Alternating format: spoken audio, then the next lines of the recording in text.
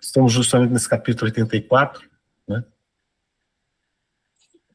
O gênio passa solitário e dolorido, mas cônscio do próprio destino, incompreendido e gigantesco, repugnando os ídolos da multidão, atordoado pelo estrépito da vida, desatento e inepto, porque sua alma é toda ouvidos para um canto sem fim que ele sai dentro e voa ao encontro do infinito.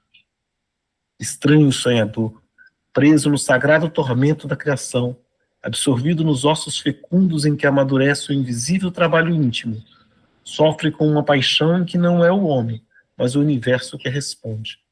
A imensidade do infinito está próxima e ele não vê a terra que atrai todos os olhares e todas as paixões. Vive de lutas titânicas, pede à vida a realização do ideal, sem possibilidade de concórdia com a mediocridade, aspirado como um turbilhão pela ânsia da evolução. Conhece o medo de quem se debruça sobre o abismo dos grandes mistérios, a vertigem das grandes altitudes, a amargurada solidão da alma diante da inconsciência humana. Conhece a luta atroz contra a animalidade que retorna, as imensas fadigas e os perigos que aguardam os que querem alcançar-se ao voo. Os cegos dizem, é louco, sente-se esmagado pelo inútil peso do número, compreende a baixeza de quem não o compreende. Mesmo a ciência, filha da mentalidade utilitária da mediocridade incompetente, mas ávida de julgar, sentencia, neurose. Mostra... Pode dizer, Giro. Eu também. Ô, Paulo, eu só me lembrei que nem uma Bhagavad Gita, né? Quando a Arjuna pergunta, quer ver Deus, né?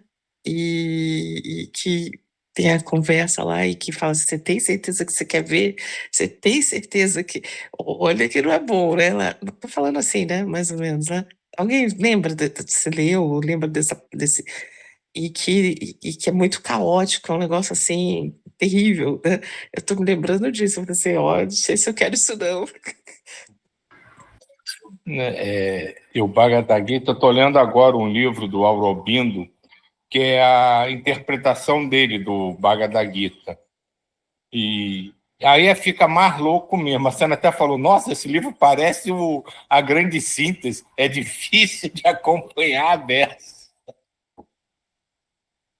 Mas é interessante porque ele vai descrevendo, né, ao gênio. Então, o que ele chama de gênio, muitos de nós chamaria de espírito superior, né, que é um desenvolvimento de uma conscientização de tudo ao seu redor, não só dos elementos, né, imateriais, mas do material, de tudo, que ele vai entendendo, ele vai desenvolvendo o entendimento e a conscientização de tudo ao seu redor. E nada mais o assusta a partir de um determinado ponto, né? Que é o que, para a gente, se torna a indiferença. Pô, mas esse cara não reage a nada, ele não reclama de nada, ele não tem raiva de nada, ele não liga para nada. Que é o que acho que muitas vezes a gente vai confundindo, né? E achando que aqueles que aparentemente para a gente não ligam, né, são indiferentes, pode até ser, mas que alguns é porque já chegaram nesse estágio. Eles são gênios, não porque inventaram grandes coisas ou pensam melhor do que os outros, mas porque eles já entendem o que eles estão fazendo aqui e o que todo mundo ao seu redor tem que fazer ou precisa fazer.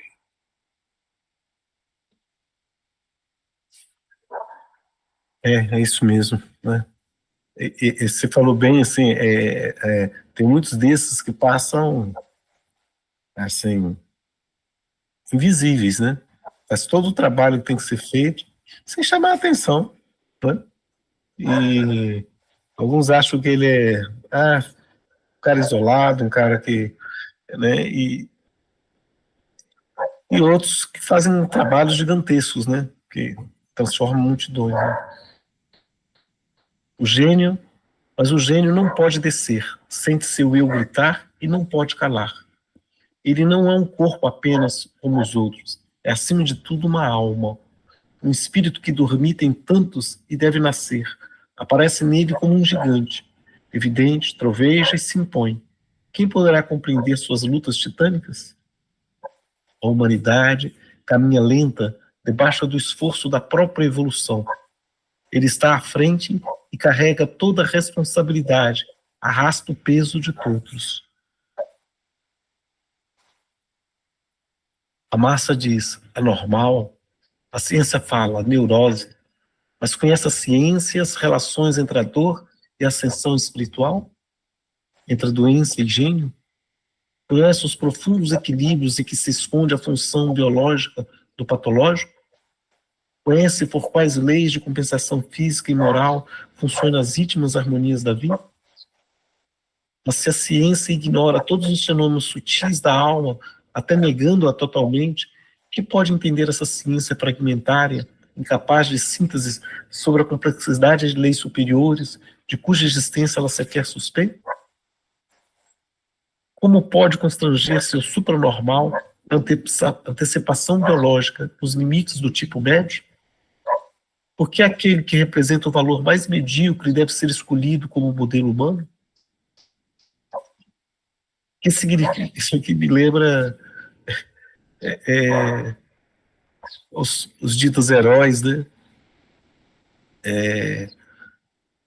Como se diz assim, vai falar quais são os heróis, fala do jogador de futebol, de um artista, e que tem as atitudes mais pesquias, talvez, né? São muito bons em algumas coisas, mas ou senão quando você coloca o tal da que conta muito nos movimentos espiritualistas também, em busca da sua, como se diz, como fala? Prosperidade, mas visando a prosperidade só apenas financeira, né? Aí você começa a fazer o valor de acordo com a sua prosperidade financeira e esquece todos os outros valores que são realmente importantes, né? E você começa a trabalhar que é importante você trabalhar com o seu eu interior, né?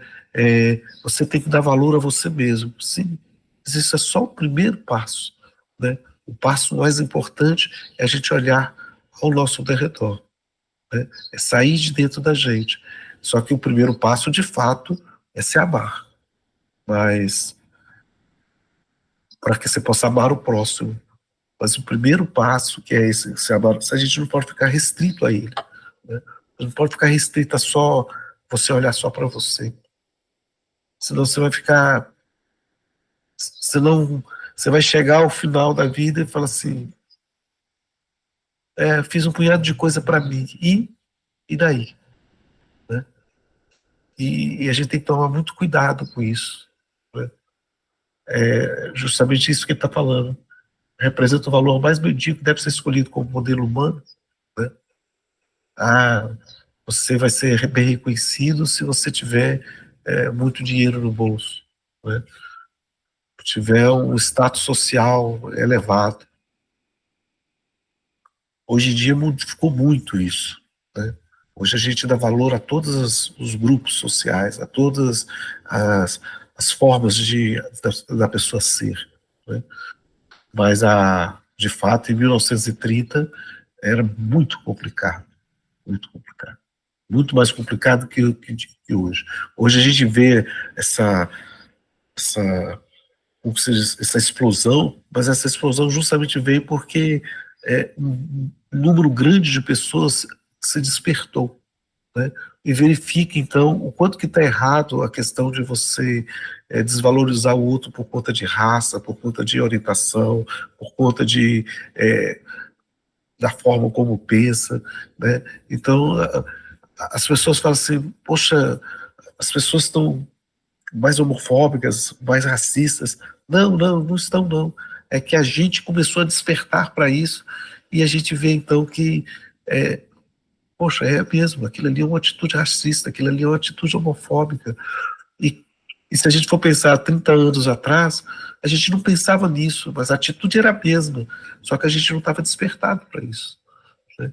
E o ato de despertar, você começa e vai ter que mudar os valores, né?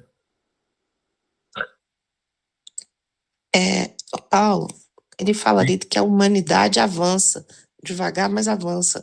É alguma coisa assim que ele fala? Isso, é Que, isso. que a humanidade, ela vai... Ele fala aí, né? Que a humanidade vai avançando. É como se esses gênios, eles fossem os precursores. Eles vão na frente, puxando a humanidade. Porque a humanidade, segundo ali, ele falou alguma coisa nisso, né? Que ela vai... acho que até ela tem que avançar, né? Mas ela vai devagar. Sim, a massa é grande, né? E eu achei bem interessante que ele sutilmente vai colocando para a gente um hábito que nós temos, né? Nós, que eu digo, a humanidade, de querer quantificar, qualificar, trazendo para uma humanização. A gente faz isso com Deus, com Jesus, com todas as características, com os espíritos superiores. A gente, na nossa tentativa frustra de entender ou dizer que entendeu tudo isso, a gente humaniza. E é o que ele está colocando aqui. Como a gente pode humanizar isso? São valores que estão muito além do que a humanidade percebe. Não é nem que entende, que percebe. E essa coisa, o Paulo estava falando, ele falou de 1930, e o importante é você amar os outros, né? Aquela questão, né, que eu até levantei na semana passada, do não... A gente se preocupa com nós e esqueceu do vós, que é o ponto realmente importante. E eu vou compartilhar com vocês uma experiência pela qual eu passei ontem, que só vou também contar porque a gente está aqui entre nós, porque é a história do louco. Esse cara é louco, esse cara é maluco. Ontem eu fui assistir um filme, eu estava sozinho, e fui assistir um filme, O Ritual. É um filme novo com Al Pacino, que é uma história verídica, que é essa história que deu origem ao filme tão famoso O Exorcista, que aconteceu em 1928. E ele é tido como o exorcismo mais bem documentado da história da Igreja Católica. Ele aconteceu nos Estados Unidos. Mas não é o exorcismo em si que eu vou falar. Mas eu comecei a assistir o filme, eu fui me envolvendo no filme. Em determinado momento, eu não era mais um espectador do filme. Era como se eu estivesse participando do filme.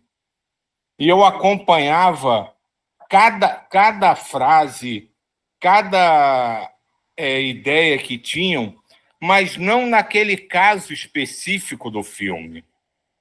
O filme me levou a uma ligação que eu fiz uma sintonia com a espiritualidade, que eu comecei a fazer um trabalho individual de que a frase mestre era Senhor, me ajude a amar aqueles que odeiam.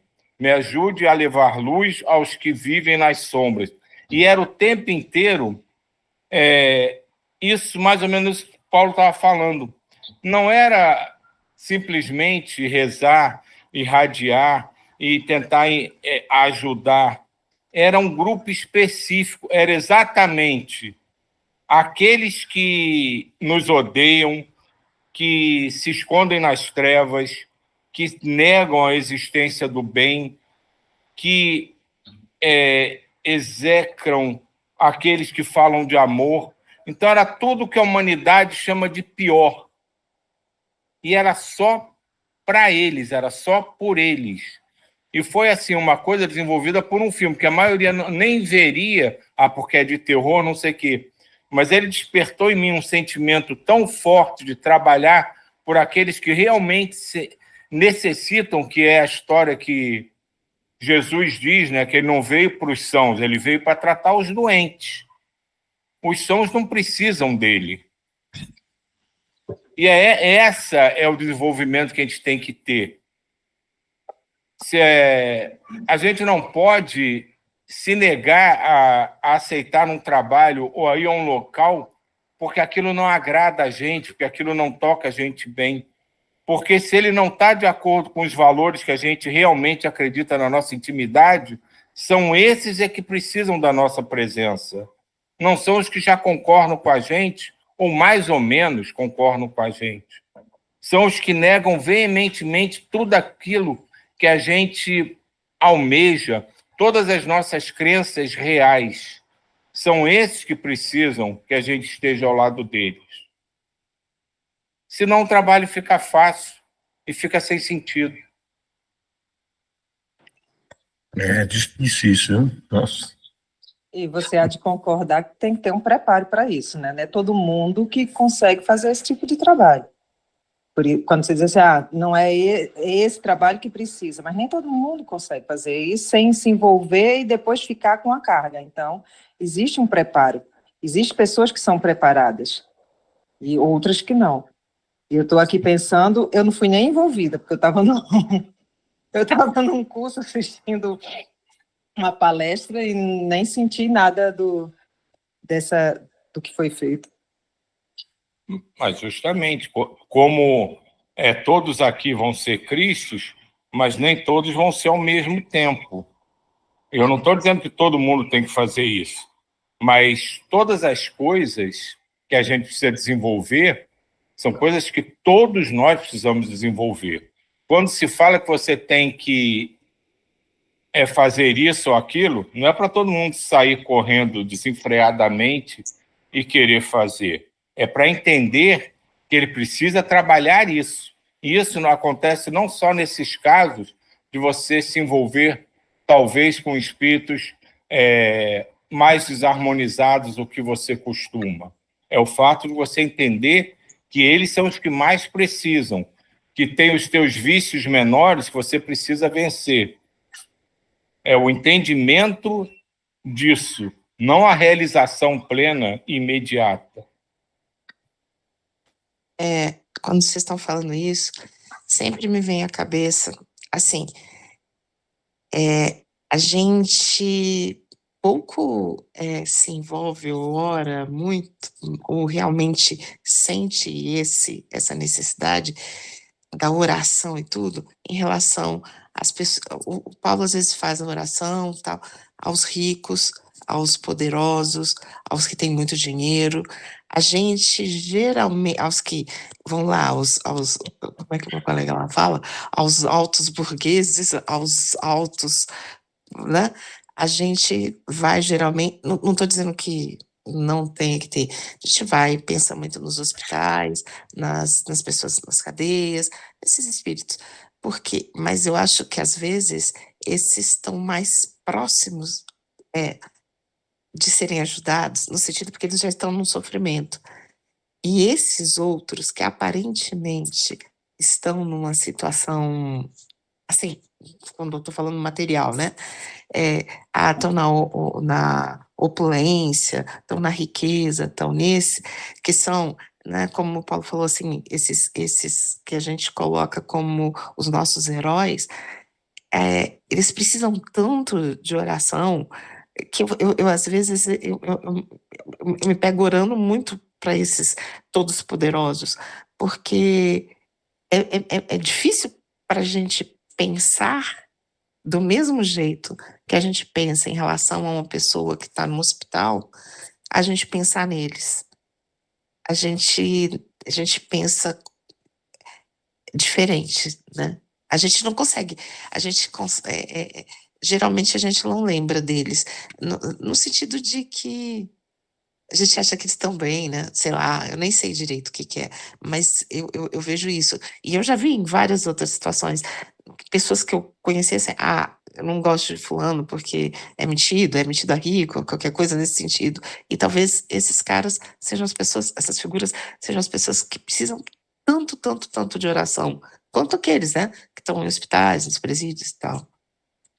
Eu concordo com você, Diva. E às vezes eu me pego fazendo oração para essas pessoas, porque eu acredito que essas pessoas que têm um poder enorme em suas mãos e têm uma quantidade de ganância, de dinheiro, de tudo que envolve essas pessoas poderosas, eu acredito que elas são doentes também.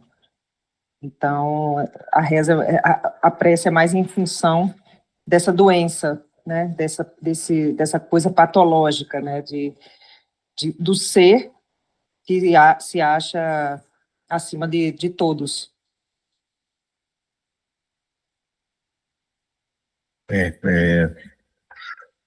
Realmente é difícil, viu?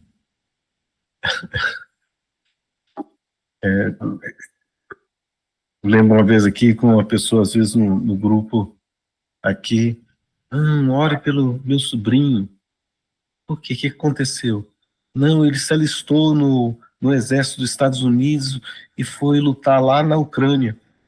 O que ele tem, os Estados Unidos tem a ver com a Ucrânia e a Rússia? O que ele, o brasileiro, tem a ver com isso? Eu falei assim, tem que sublimar muito para fazer isso, viu? Porque o sujeito está caçando sarna para coçar e acho que você falou bem, viu? Só nunca parece mesmo para tirar essas coisas da cabeça de lutar uma luta que não é sua, lutar uma luta sem sentido. É muito doido isso. Tem que se sublimar muito, viu? O que significa esse nivelamento, essa redução de altitude em categorias pré-concebidas? Esse apriorismo que emborca a visão do fenômeno, exaltando no gênio apenas o lado patológico da neurose?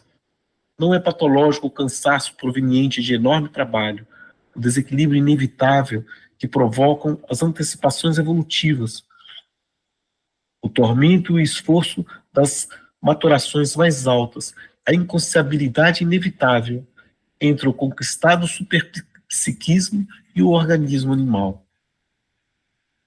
Esses caminhos de aperfeiçoamento moral prosseguem e continuam, exatamente, a evolução orgânica darwiniana, e a ciência que compreendeu uma deveria, por coerência, compreender a outra. Ou seja, ele está colocando que assim que a visão da ciência hoje, que é a visão da evolução de Darwin, ela peca por não levar em conta a contrapartida espiritual, né?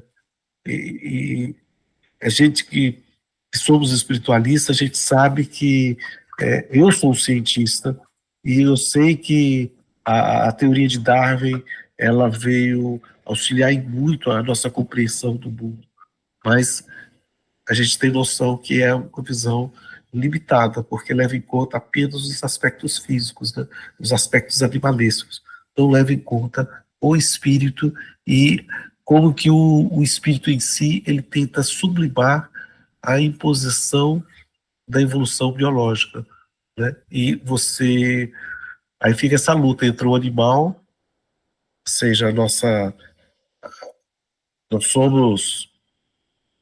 somos dentro dessa máquina aqui, vou dizer que nós somos uma espécie de experiência do plano maior e que nós temos esse hardware aqui que chama esse corpo físico, né? Mas quem comanda esse hardware, ele tem que saber que enquanto ele está ali, ele está limitado, né? Ele tem o robô em si, ou seja, o corpo humano em si, ele precisa dar algo de mal, que ele precisa se alimentar, ele precisa se reproduzir, né? Ele precisa se movimentar. Então, é a nossa natureza animal. Só que a nossa natureza espiritual, ela para sublimar esse aspecto e vencer essa força biológica, essa força animal que nos prende, que nos faz querer a questão da sexualidade, a questão do alimento, né? A questão de você conquistar o espaço, né? E você transcender isso É uma luta, né?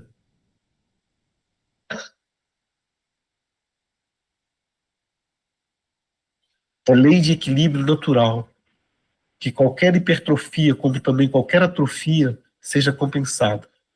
Como no campo orgânico, cada indivíduo tem normalmente um ponto de menor resistência e maior vulnerabilidade, que fica compensada por um reforço proporcional em outros pontos estratégicos. Assim, no campo psíquico, verifica-se um desenvolvimento de qualidades que a média sequer suspeita. Não se pode julgar um tipo psíquico de exceção com os critérios e unidades de medidas comuns, para relegá-lo sumariamente no anormal e no patológico. Insisto nisso porque assim inverte-se a apreciação desse novo tipo de homem, cuja criação é função justamente dos tempos modernos.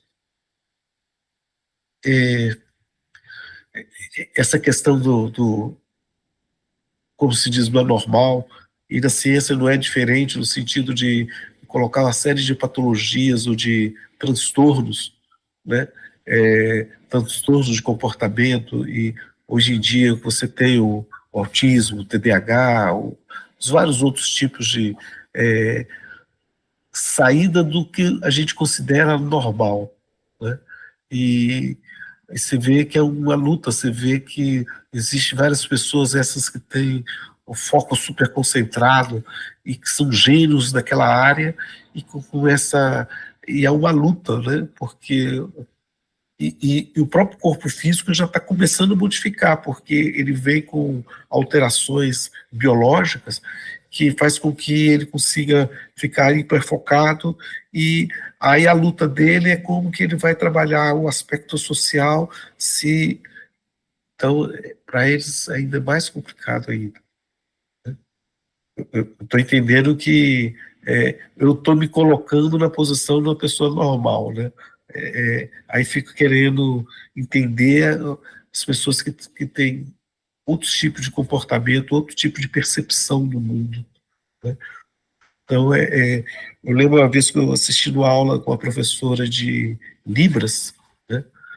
E ela colocando que o surdo, ela colocou de uma forma que eu achei tão bacana, que o surdo ele não é deficiente, né?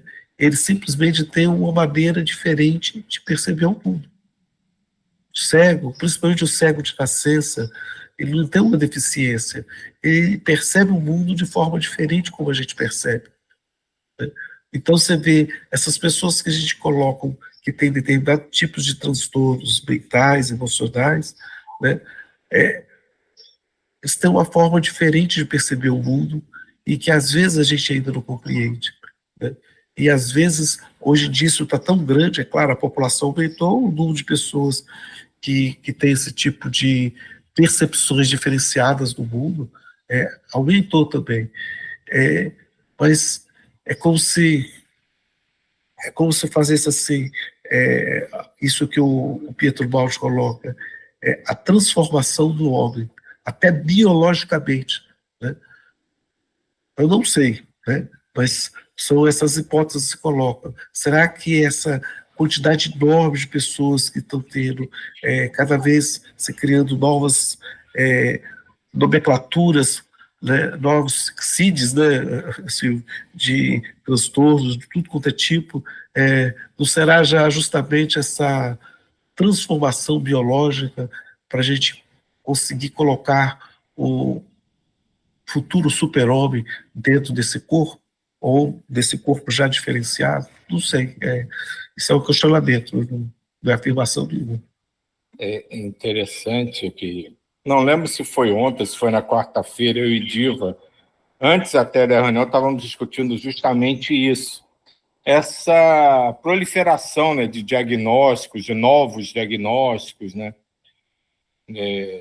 que antes eram situações que o próprio homem nem prestava atenção, aí começou a se perceber, e agora, antes tinha um autista, agora tem o espectro autista, e a coisa não para de se expandir, e tudo isso, né, pegando o que o Paulo falou, é exatamente a descrição que o Pietro Baldi dá aqui. Isso, pô, há quantos anos ele já descreveu esse processo, sem vivenciá-lo de fato, mas pelo conhecimento que ele tinha, a conscientização, ele já sabia onde isso ia dar. Tudo bem, ele está sendo intuído pela voz, mas ele já compreende o processo. E é exatamente isso. Esses novos, vou botar entre aspas, seres, né, estão surgindo e eles são diferentes. E aqueles que não conseguem captar, perceber isso que o Pietro Baldi está falando, o que eles fazem? Eles têm que rotular para dizer que estão entendendo. É uma tentativa da ciência atual dizer que está percebendo que eles estão existindo e que eles estão entendendo o processo, mas não estão. A preocupação deles é rotular para não dizer que não sabem o que tudo isso significa. Aí vai se criando vários diagnósticos, como o Paulo mesmo lembrou aqui, cada vez mais CIDs novos, porque para eles é o estranho, é o anormal. E se não está dentro da linha do que eles consideram normal, é anormal. E se é anormal, é patológico. Se é patológico, tem que ter uma codificação. Só que isso é uma evolução normal da humanidade.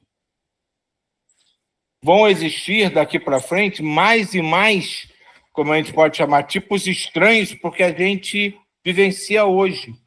Mas eles não são anormais, não são doentes, são diferentes. É a questão do surdo, do mudo, do cego. Eles captam as coisas do universo de forma diferente, as entendem de forma diferente e se expressam de forma diferente. E por que nós somos os normais? Se a gente não consegue entender o que eles estão fazendo. É difícil, Para né? mim, Pode ir.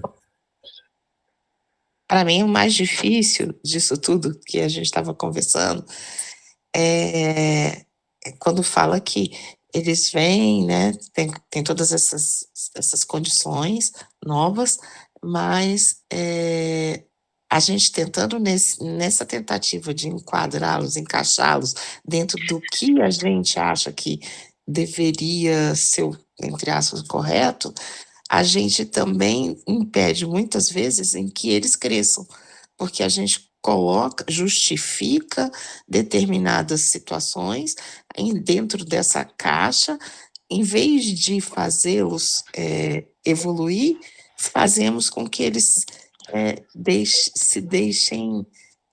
Tipo assim, quando você fala, é doente, tadinho, sabe? E em vez de você virar e falar, epa, não é isso.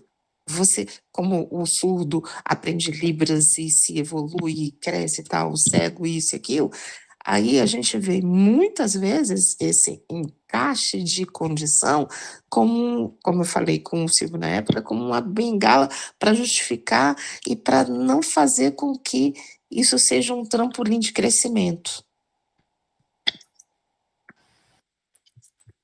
Isso mesmo. Agora que eu estou vendo, né? 8h36. Extrapolamos muito. Dá licença, eu vou ter que me retirar, tá?